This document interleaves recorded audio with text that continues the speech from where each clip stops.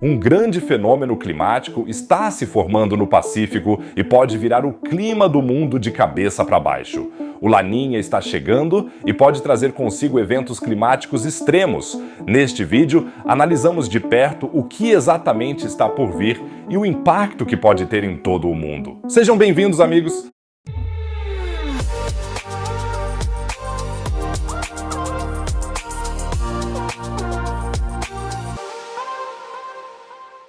O Laninha está chegando e você vai ficar louco! Se você é tão fascinado por esse tipo de clima quanto eu, inscreva-se no canal e ative o sino. É totalmente gratuito e você não perderá mais nenhuma notícia científica.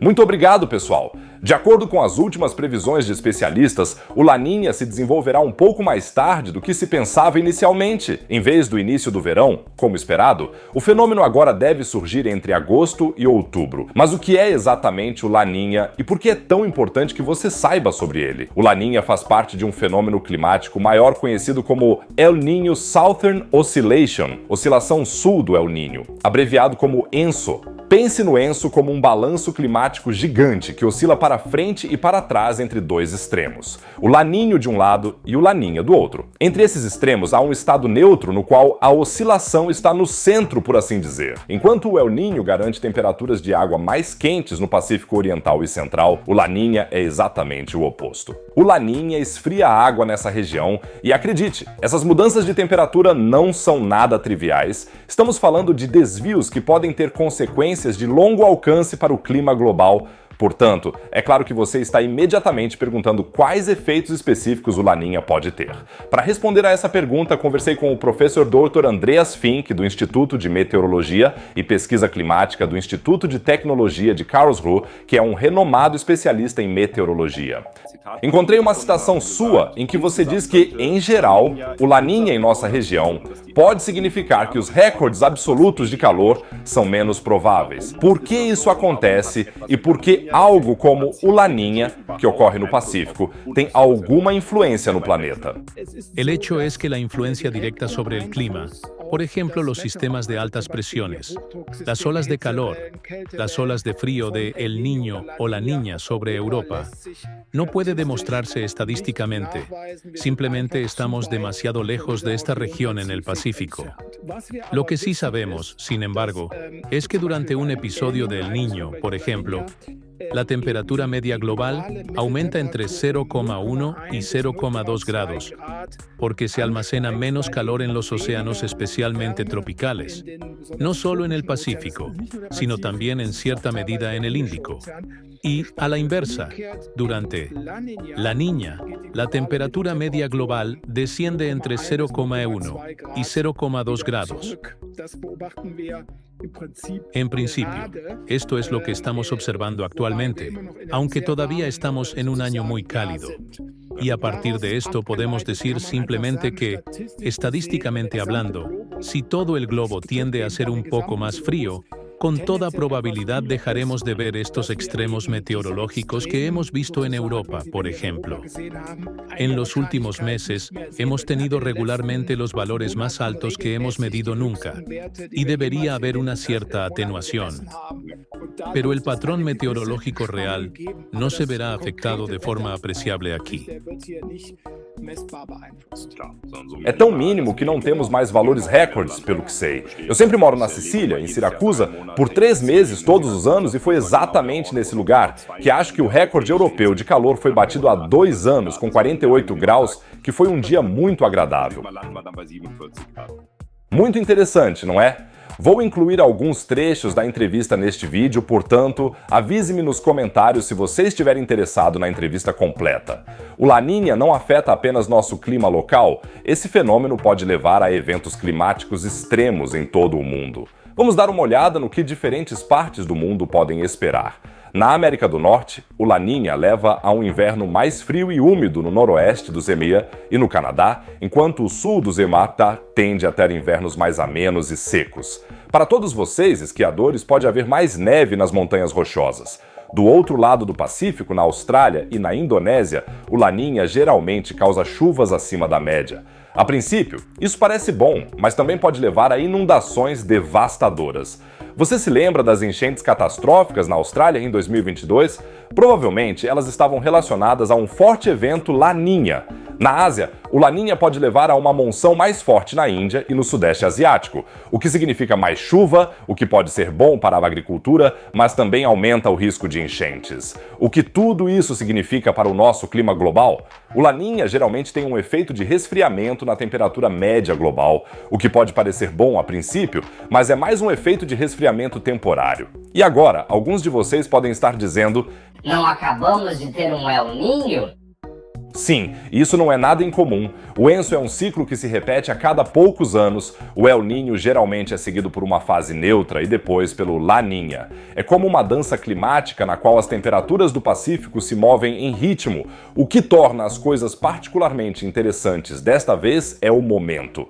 Estamos atualmente em uma fase de aquecimento global e a pergunta é: como o Laninha se comportará nesse contexto? Ele desacelerará temporariamente a tendência de aquecimento ou os efeitos do aquecimento ofuscarão os efeitos típicos? Essas são as perguntas que estão na mente dos cientistas de todo o mundo. E é por isso que é tão importante monitorarmos o Laninha de perto, pois cada novo evento do Enso nos fornece dados valiosos sobre como o nosso sistema climático funciona. E isso é importante para prever eventos climáticos extremos. De secas a furacões, muitos desses eventos são atribuídos ao El Niño e ao Laninha. Mas será que isso é realmente verdade? Vamos ouvir o professor Fink novamente. Você costuma ler sobre isso, que pode desencadear secas ou tornados. Isso é verdade ou é um grande exagero? Em primeiro lugar, as regiões que fazem fronteira com o Pacífico naturalmente têm efeitos estatísticos mais significativos. Um exemplo é a Indonésia e o norte da Austrália. Devo dizer novamente que essa é sempre uma correlação estatística, o que significa que isso acontece em 6 ou 7 de cada 10 El Niños. Por exemplo, eles tendem a ter seca durante o El Niño. Também tivemos incêndios florestais nas florestas tropicais da Indonésia em anos extremos. E temos seca no norte da Austrália em particular. Agora, com o Laninha, esperamos mais chuvas nessa região e, é claro, há outras regiões na América do Sul, em partes dos Estados Unidos, na costa do Pacífico e até mesmo na Flórida, que sentem essas interações de natureza significativa. Mas isso é particularmente verdadeiro nas latitudes médias. Quanto mais longe, menor é a influência do Laninha. No entanto, no cinturão tropical existem as células de Walker, que são células que se elevam, por assim dizer. E depois, ao longo do Equador, em altitude, o ar se separa e afunda em outras regiões tropicais. Uma dessas células está no Pacífico, mas há também uma no Oceano Índico, que afeta a África Oriental e partes do sul da África. Sabemos que, durante o El Niño, o inverno é significativamente mais úmido na área do Quênia e do Chifre da África no hemisfério norte, mas é significativamente mais seco no sul da África. E isso aconteceu novamente no ano passado, de forma muito acentuada, mal percebida pelo mundo. Seca extrema em partes da Zâmbia. No norte do Zimbábue, um estado de emergência foi declarado e isso também foi previsto por esse El Niño. Portanto, as secas e as enchentes estão ligadas nas regiões. Outro ponto que é citado com frequência, mas que também é muito conhecido, é o impacto na temporada de furacões do Atlântico.